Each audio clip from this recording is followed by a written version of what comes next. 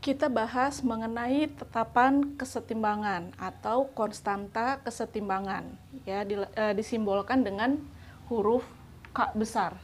Nah, tetapan kesetimbangan ini menggambarkan hubungan kuantitatif antara produk dengan reaksi. Nah, tetapan kesetimbangan sendiri ini dibagi dua. Ada yang disebut dengan KC, ada yang disebut dengan KP.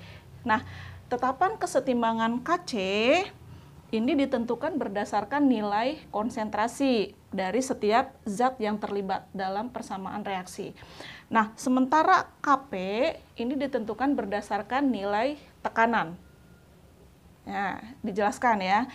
Yang pertama, ada reaksi seperti ini. Reaksi kesetimbangan XA ditambah YB berkesetimbangan membentuk MC dan ND. Ingat, X, Y, MN ini adalah koefisien reaksi. Sebenarnya adalah angka ya dalam suatu persamaan reaksi. Nah, jadi kalau sistem kesetimbangannya seperti ini, kita dapat menyatakan nilai K-nya yang pertama adalah bahwa K itu menunjukkan hubungan antara produk dibagi dengan reaksi. Ya, andaikan di sini adalah KC, tadi ketetapan kesetimbangan berdasarkan konsentrasi, maka yang di atas ini adalah ditempati oleh konsentrasi produk. Ya, sementara yang di bawah ditempati oleh konsentrasi reaktan atau reaksi. Ya, ingat produk ini posisinya ada di sebelah kanan. Sementara reaktan atau reaksi ini posisinya ada di sebelah kiri, tanda panah. Ya. Nah, konsentrasi produk dan konsentrasi reaktan ini dipangkat dengan koefisien reaksinya masing-masing.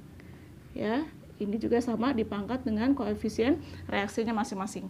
Ya. Nah, jadi kalau yang pertama adalah KC, maka produknya yang di sebelah kanan yaitu konsentrasi C dipangkat koefisien C adalah M dikali konsentrasi D pangkat koefisien D itu adalah N dibagi konsentrasi dari reaktannya yaitu A koefisiennya X dikali konsentrasi B dipangkat koefisien reaksi dari B adalah Y. Itu untuk KC.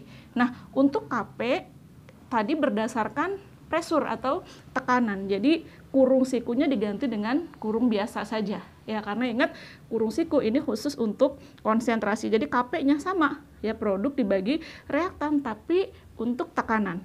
Jadi ini tekanan dari yang pertama produknya adalah PC dipangkat M dikali tekanan parsial dari D dipangkat N dibagi tekanan parsial A dipangkat X dikali tekanan parsial dari B dipangkat dengan Y-nya. Ya.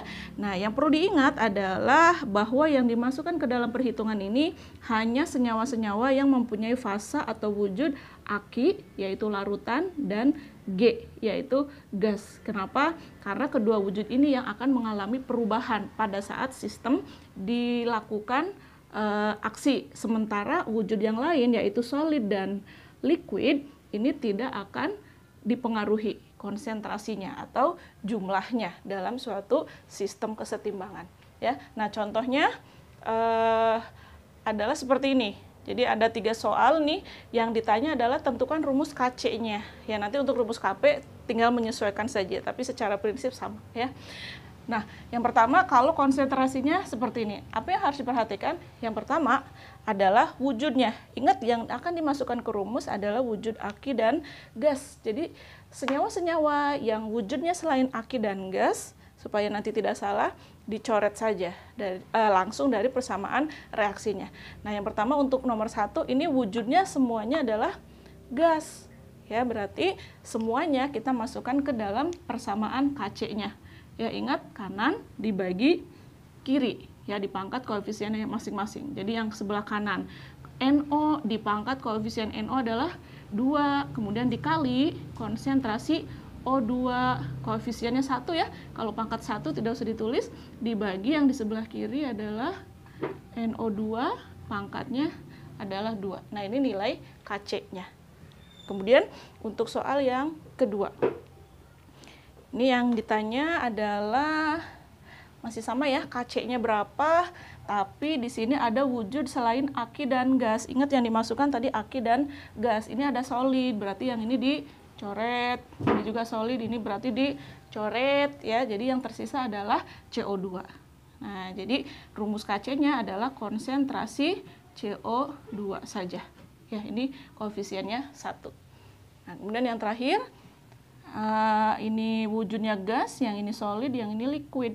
Nah, solid dicoret ya, liquid juga dicoret, jadi yang tersisa adalah gas ya, Mn di pangkat 2, konsentrasi Mn di pangkat 2. Tapi jangan lupa, karena Mn ini posisinya di sebelah kiri, ingat yang di sebelah kiri dia sebagai pembagi, jadi posisinya harus di bawah, artinya Kc-nya adalah 1 per konsentrasi Mn di pangkat 2.